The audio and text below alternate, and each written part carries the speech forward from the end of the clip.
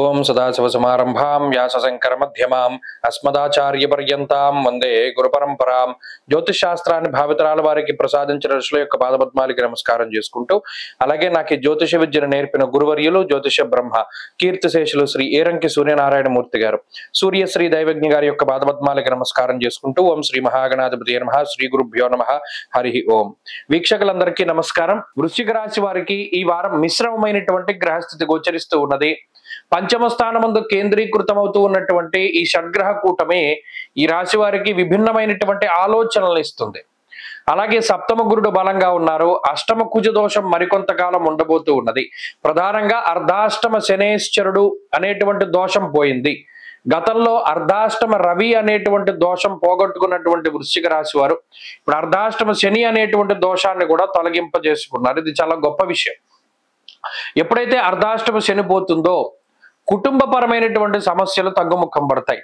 ఉద్యోగ సమస్యలు, అనారోగ్య సమస్యలు, అలాగే బంధువులతో ఉండేటువంటి సమస్యలు, వాహనాలతో ఉండేటువంటి సమస్యలు. చాలా మంది ట్రాన్స్పోర్ట్కి సంబంధించినటువంటి వ్యాపారాలు చేస్తారు, లాజిస్టిక్స్ వ్యాపారాలు చేస్తారు. అవన్నీ కూడా డేలా పడిపోతే మరలా తిరిగి అవి అద్భుతంగా ఉండడానికి గ్రహస్థితి ఉపయోగపడుతూ ఉంటుంది.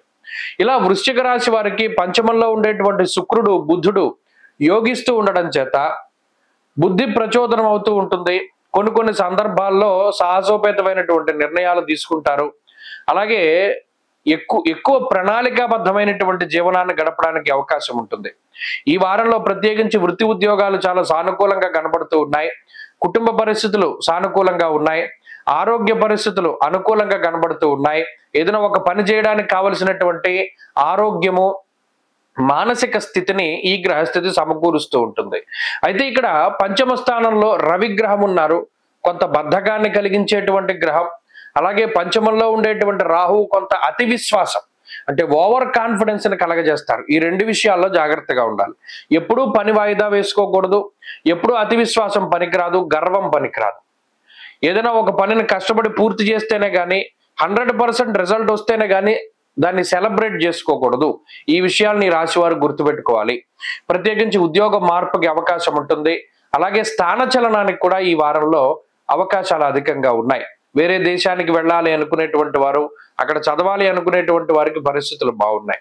వృశ్చిక రాశి వారిలో ప్రత్యేకించి విద్యార్థులకి గ్రహస్థితి కొంత సానుకూలంగా ఉంటుంది. లాంగ్ టర్మ్ కోచింగ్ తీసుకునేటువంటి వారు, పరీక్షలు రాసేటువంటి వారు లాభపడడానికి అవకాశం ఉంటుంది. ప్రతిదీ ఏకాగ్రతతోటి గుర్తుపెట్టుకోవడానికి అవకాశం ఉంటుంది. వృశ్చిక రాశి వారు ఈ వారంలో మరింత అనుకూలమైనటువంటి ఫలితాలని పొందడానికి విఘ్నేశ్వరుని యొక్క ఆరాధన చేస్తూ ఉండడం చెప్పదగినటువంటి సూచన. ఈ వారంలో కలిసి వచ్చేటువంటి రోజు శుక్రవారంగా చెప్పవచ్చును.